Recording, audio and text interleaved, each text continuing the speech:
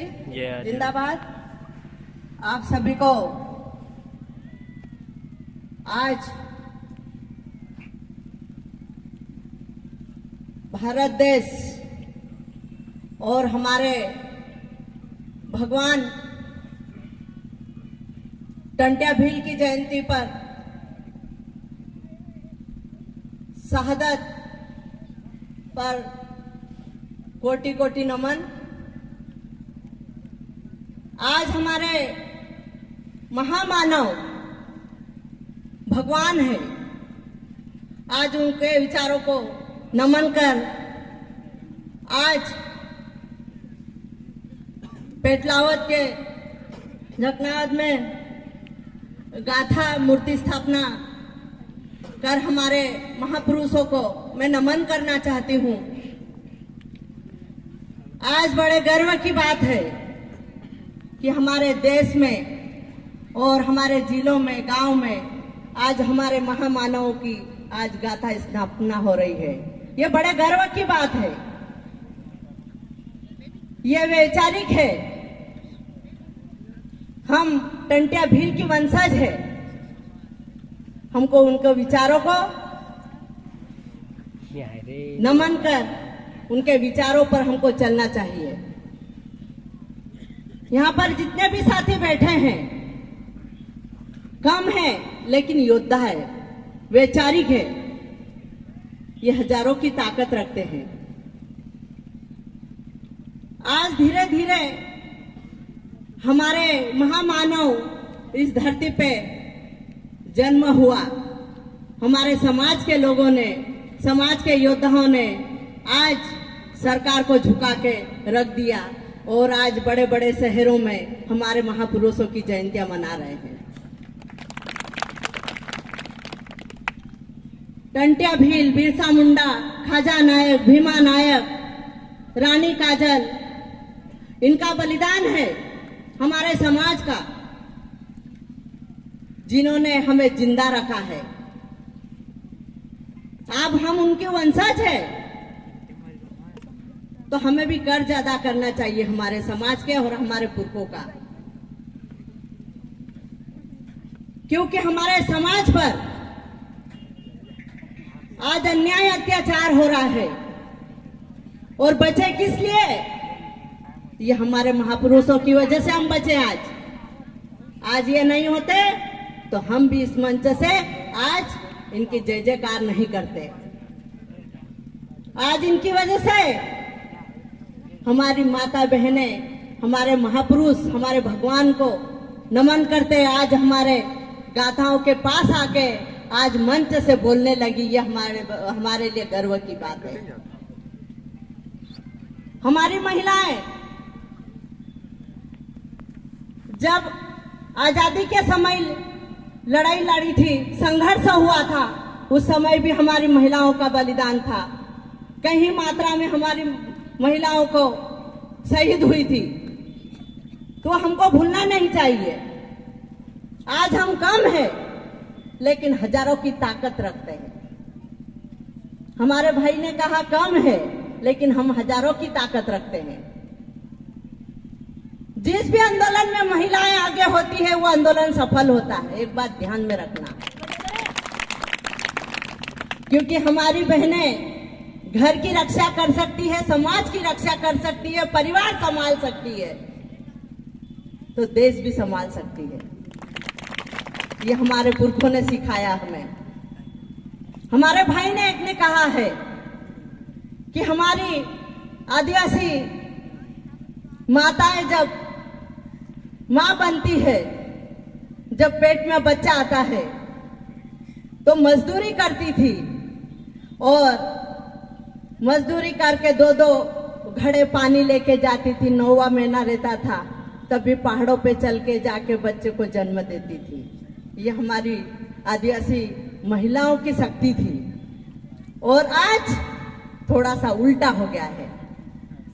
हमारे समाज के कुछ लोग, कुछ बहनें पढ़ लिख गई है, जॉब लग गई है। थोड़ा बुरा मत मानना, थोड़ी चीज मैं बता रही हूँ आपको। एंगल नहीं जम रहा। जो शहरों में रहने लग गए हैं, तो अब ऐसा आराम की जिंदगी जीने लगे हैं। और जब पेट में बच्चा आता है तो उसे भगवत गीता पढ़ाते हैं कि ये भगवत गीता पढ़ेगा और हमारा बच्चा संस्कारी बनेगा। ये लोगों के मन में ऐसा होने लगा है। लेकिन अब हमारी बहनों को सिखाना पड़ेगा कि जब आपके पेट में बच्चा होगा तो हमारे महापुरुषों के गाथा पढ़ाओ, आप उनके विचार डालो। कब तक धर्म का पाठ पढ़ाओगे? दूसरों के पाठ नहीं पढ़ना है, हमारे गाथा हमारे पुरखों का पढ़ाओ, तो हमारा बच्चा भी एक वीर बनेगा, पुरखों के विचार को लेके चलेगा। दूसरों के विचारों को नमन नहीं करना है। आज हम जय आदिवासी बोलने लग गए, जोहार बोलने लग गए, सीख रहे धीरे धीरे। उन्नति है हमारे पास, अभी थोड़ी सी तरक्की होने लगी हमारे समाज की।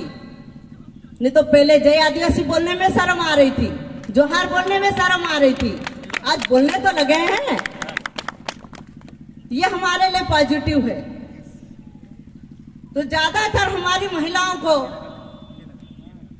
थोड़ा हमारे महापुरुषों के विचारों पे लाने की जरूरत है। जो भी पढ़े लिखे युवा है, हमारी बहनों को आगे लाने की जरूरत है। और शिक्षा के क्षेत्र में हमारी बहनों को आगे लाने की जरूरत है। बहुत सारे गांव में ऐसे हैं जो 12-13 साल की लड़कियां हैं, उनको शिक्षा से वंचित रखा जाता है। मजदूरी कर रही है, किसी का घर चलाना है तो गुजरात भेज देते, महाराष्ट्र भेज देते मजदूरी के लिए। लेकिन उनके साथ वहां क्या होता है ये आप लोग अंदाजा नहीं लगा सकते हो। तो हमारा समाज कहीं ना कहीं यहाँ पे भी शोषण का शिकार हो रहा है, हमारी बहनें भी शिकार हो रही है। तो शिक्षा हमारे गांव से शुरुआत करना चाहिए। जो 12-13 साल की लड़कियां हैं उसको मजदूरी के लिए नहीं भेजना चाहिए। तो ये सबसे बड़ी विडंबना है। और दूसरी बात, मैं थोड़ा कठिन ऐसे मुद्दे हैं उस पर मैं बोल रही हूं कि आजकल एक तो समाज में हम रीति रिवाज परंपरा सब बचा रहे हैं, अब धीरे धीरे बचाएंगे भी, क्योंकि हमारे पुरखों के विचार हमारे दिल में आ गए हैं। तो हम बचाएंगे, एक संकल्प लेंगे हम कि हमारी संस्कृति, सभ्यता, रीति रिवाज, परंपरा सब जिंदा रखेंगे। लेकिन हमारी बहनों के साथ जो गलत होता है और उसका झगड़ा होता है, झगड़ा लेते, ये थोड़ा कम करो आप लोग। झगड़े की बात मैं कहना चाहती हूँ। जब महिलाएं लड़कियां चले जाती है तो 5 लाख 10 लाख ये झगड़ा लेते, ये झगड़ा लेना बंद करो। सबसे पहले आप तो महिलाओं को बेच रहे, बेटियों को बेच रहे हो। 5 लाख 10 लाख, बेटी गई है तो 5 लाख लेंगे, बहू गई है तो 10 लाख लेंगे। इस पे भी काम करने की जरूरत है। बेटियों को बेचने का काम बंद करो। आपने तो बोटी बोटी बेच दी महिलाओं की, बेटियों की। कैसे भाई, कैसे पति, कैसे पिता, इस पे भी ध्यान देने की जरूरत है। उसकी बेटी होगी तो पूरे 5 लाख और 10 लाख, और खुद की बेटी होगी तो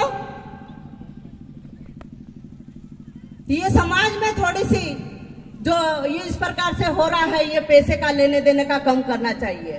क्योंकि हमारा समाज गरीब होता जा रहा है। वो 5 लाख कहां से लाएगा? गुजरात जाएगा मजदूरी करने, उसको 5 लाख कमाने में कितना समय लग जाएगा अंदाजा है?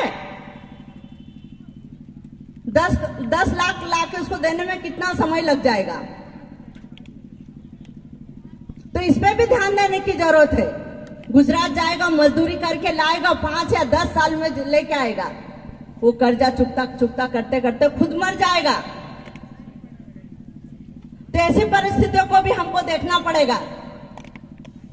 पूर्व वक्ताओं ने भी कहा, सब बात कही है, आर्टिकल के बारे में बात कही, पुरखों की बात करी है, पर वर्तमान की स्थिति जो हमारे समाज पे हो रही है उस पर भी ध्यान देने की जरूरत है। क्योंकि अब हमारे दिल में तो पुरखों का विचार, हमारे पुरखों के विचार हमारे दिल में आने लगे हैं। क्योंकि टंट्या भील ने 35 साल हथियार बंद लड़ाई लड़ी पूरे पहाड़ों में, और हमारे पास आज कलम है। कलम से हमको लड़ने की जरूरत है। अभी संविधान को पढ़ने की जरूरत है, आर्टिकल को पढ़ने की जरूरत है।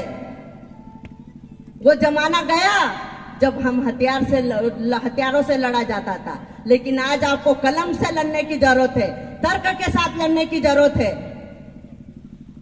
और हमको बिरसा और टंट्या बनने की भी जरूरत है। ये समय का परिवर्तन है। मैं इतना ही कहना चाहती हूं कि हमारी बहनों को, ज्यादा से ज्यादा हमारी बहनों को गांव में जागरूकता लाना चाहिए, क्योंकि सबसे ज्यादा अटैक हमारी बहनों पे होगा। क्योंकि इस देश में और मध्य प्रदेश में हमारी बहनों के साथ गैर समाज के लोग शादी करके उनके नाम से जमीन खरीद रहे हैं। अभी बोल रहे हैं पैसा एक्ट कानून। पैसा एक्ट कानून भी तोड़ मोड़ के हमको दिया गया है, पूरी तरह से पावर नहीं दिया है। आज जो सरपंच बने हैं ना, उनको ध्यान में रखना चाहिए। जो आपके अध्यक्ष बनेगा उसको भी ध्यान में रखना पड़ेगा। आपको बताना पड़ेगा, अध्यक्ष जो भी बनेगा गांव का, पैसा एक्ट कानून क्या है, रूढ़ी प्रथा क्या है, हम आदिवासी कहां से आए हैं, और हम इस देश के मालिक हैं, इस देश के नौकर नहीं। और सबसे मेन बात हो गई है, पैसा एक्ट कानून में लोगों की नींद हराम हो रही है। कुछ प्रशासनिक लोग बोलते हैं कि पैसा एक्ट कानून लागू हुआ है तो क्या फायदा है। जब थानों पे जाते हैं, अब हमारे गांव में पटील रहता है, जो भी गांव पटील रहता है, जो भी समझौते होते हैं, जो भी कुछ होता है गांव का, वो सिर्फ पटील करता है। ग्राम सभा में जो भी होता है वो तय करते हैं। अब इसमें क्या है, थोड़ा से जो पुलिस प्रशासन यहाँ खड़ी होगी उनको थोड़ी दिक्कत होगी, क्योंकि पहले हमारे लोग गांव में बैठ के निपटारा कर लेते थे, और अभी थानों पे जाते, तो थानों पे से अब थोड़ा अभी रूढ़ी प्रथा के अनुसार अगर हम काम करेंगे तो थानों पे जाना बंद हो जाएंगे हमारे लोग। तो उनको घबराहट होने लगी पुलिस प्रशासन को कि ये थानों पे आना बंद हो जाएंगे तो हम क्या करेंगे। तो इसको ग्राम सभा को जमीनी स्तर पे मजबूत करना है। आपको प्रशासन को बताना है, जो इतने बैठे हमारे वैचारिक भाई, जो केडर वाइज जिन्होंने लिया है, आर्टिकल जिन्होंने पढ़ा है, तो ग्राम सभा को मजबूत कैसे करना है वो हमको करना है। प्रशासन का थोपा हुआ नहीं लेना है, क्योंकि उन्होंने तोड़ मोड़ के दिया है। सिर्फ बता रहे हैं ये चुनाव था कि हमने पैसा एक्ट कानून लागू कर दिया है, लेकिन ऐसा कुछ भी नहीं है। हमको तय करना है कि हमारे गांव में क्या व्यवस्था करना है, हमें हमारे गांव को कैसा चलाना है। और सरपंच जितने भी बने हैं, जो भी भाई बने हैं, आप जो भी सरपंच बने हैं, वो हमारे गांव में व्यवस्था, जो अध्यक्ष बनेगा पैसा एक्ट कानून के तहत, जो भी अध्यक्ष बने उसके साथ बैठ के आप काम करें, उसके साथ खींचातानी लड़ाई झगड़े नहीं करें, क्योंकि आप भी समाज के बेटे हो, आपका भी दायित्व हो। आपके गांव की सुरक्षा कैसे की जाए, शिक्षा के क्षेत्र में ज्यादा से ज्यादा जागरूकता लाना चाहिए, स्वास्थ्य के क्षेत्र में आपको आगे लाना चाहिए। महिलाओं के साथ कुछ गलत होता है तो थाने तक नहीं जाना चाहिए, गांव में रखना चाहिए। हमारी बहनों को बचाना है। बहनें नहीं बचेगी तो पुरुष जन्म कहां से लेगा, ये बात आपने ध्यान रखना। और बहुत सारी बातें हैं हमारे और भी